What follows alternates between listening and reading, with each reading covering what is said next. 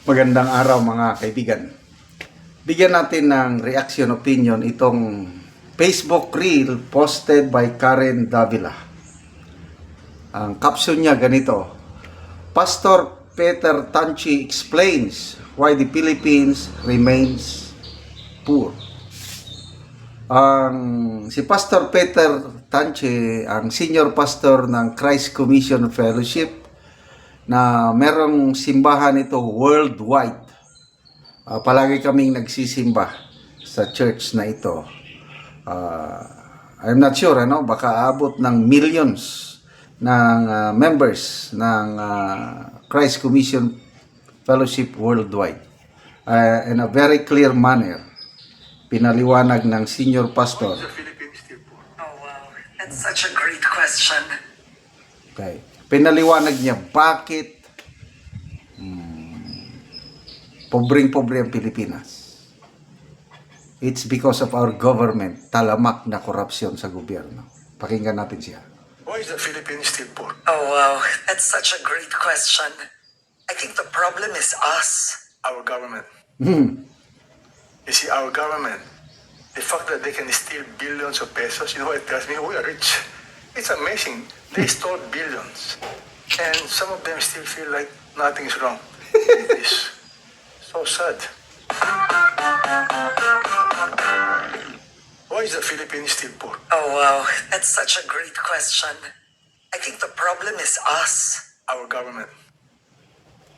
You see, our government, the fact that they can steal billions of pesos, you know what it tells me? We are rich. It's amazing. They stole billions. And some of them still feel like nothing is wrong. It is so sad.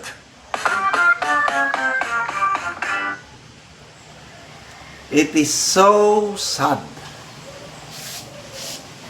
And I totally agree sa pananaw, opinion lang ni Senior Pastor Peter Tanchi ng CCF. It's because of corruption in government. Billions, lalo na ngayon. Well, sa lahat ng administration, may corruption.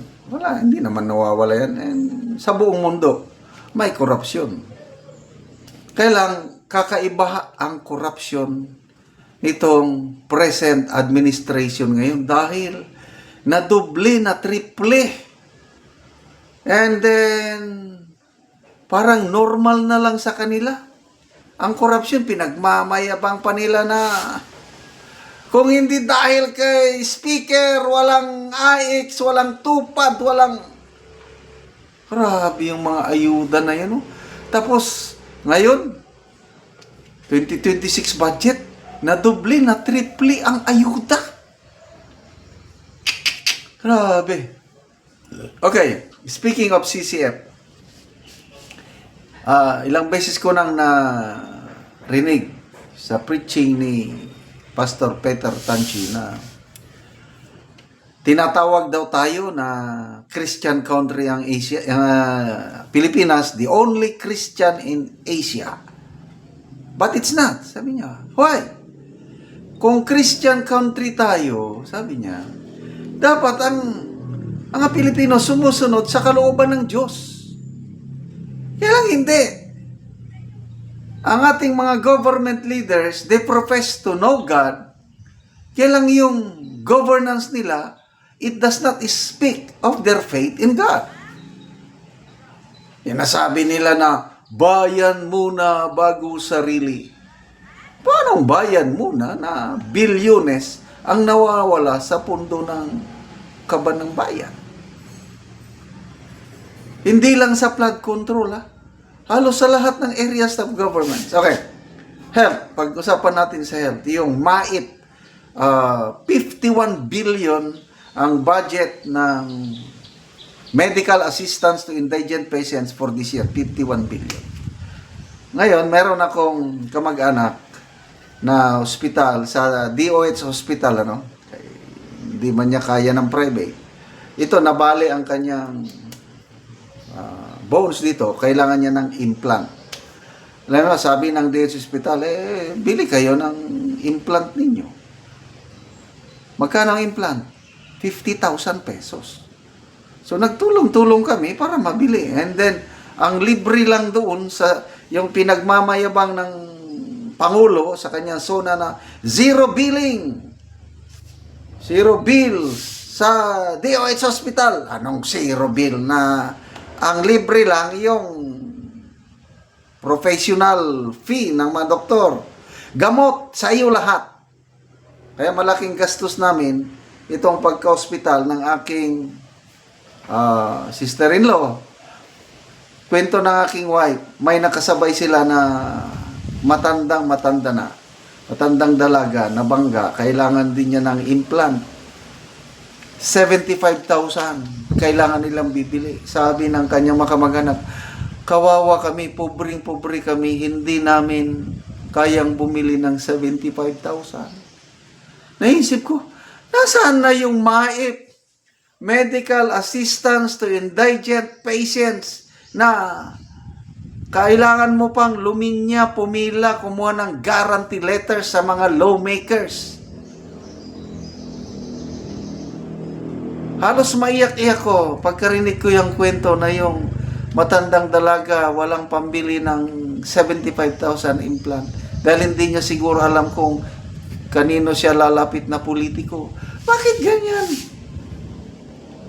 Kung yung MAIP na 51 billion, diniretso na lang sana nila inilagay sa mga DOH hospital para pagdating ng mga pobreng pasyente, automatic doon nakukunin.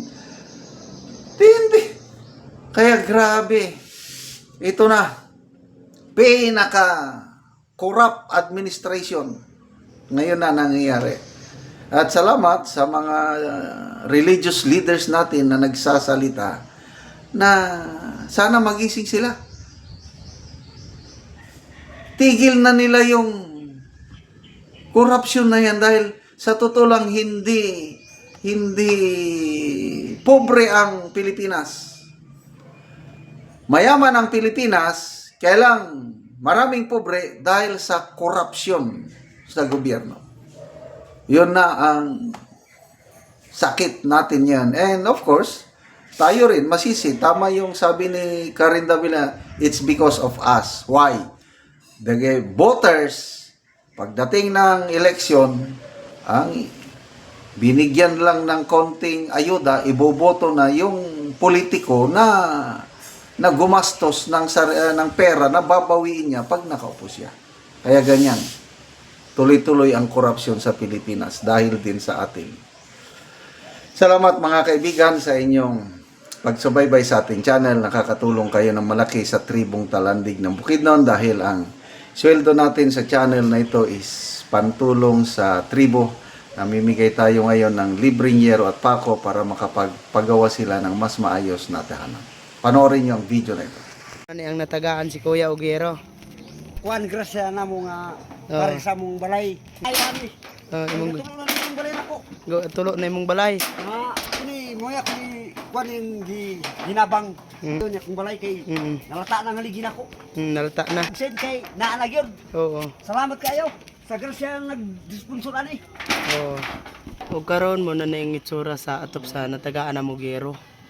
So mga karaan na gid kayo ug katuluan na pod og muulan sila. Muulan na gid sila kay kuan naman. Kanang Kapag na kayo niya kung balay di. Mo na gabok niya na mong gid kaayo. So gamay pod kaayo ang ilang balay. So karon una ni ang ilang kahimtang sa ilang pagpuyo. Makita gid nato nga salog na wow. salog na gyud. Busot na. Busot na tungod kay maulanan naman gyud. Muna ang ilang kusina. Nangabasa nang gatuluan. Imo ini trapal. Salamat gyud sa Ginoo nga sa labok para sa gamas tanan nga kini nag-sponsoran ni hinaot nga mapilo pa mga panalangin pod nga mga times 3 ang iyang mga serbisyo sa mga tao mga tabang pa sa uban dili kamera kay tinuod pobre ni pero naa pa din nagmahal sa mo nga adunahan Nga nali. nalipay pod ni sa mga diri sa abong sa Bukidnon diri sa San Rafael kay usap po din nakahatag sa mo og kuan gyud kining Pueblolia naa di po nagkuan sa mo nga mga investor, investment kuno mga kuan ba. Tabang. Nagtabang sa mo agyud. Kay tungod sa kawalan una mo. So unsa ra daya imong trabaho? Construction worker, Kontraksyon ra ka. So pila imong estudyante? opat. Opat. So taman ra gyud sa pagkaon ang imong kwarta. O igo igo pagkaon na gyud. Lahi makotang exam wala na gyud. Say mamaylo ra mi og bugas akong ginikanan. Kay wala lagi pictures barato ben sulo karon. Igo pa mong kompanya og flood control. So salamat kayo ya. Mo sa mo ra gyud.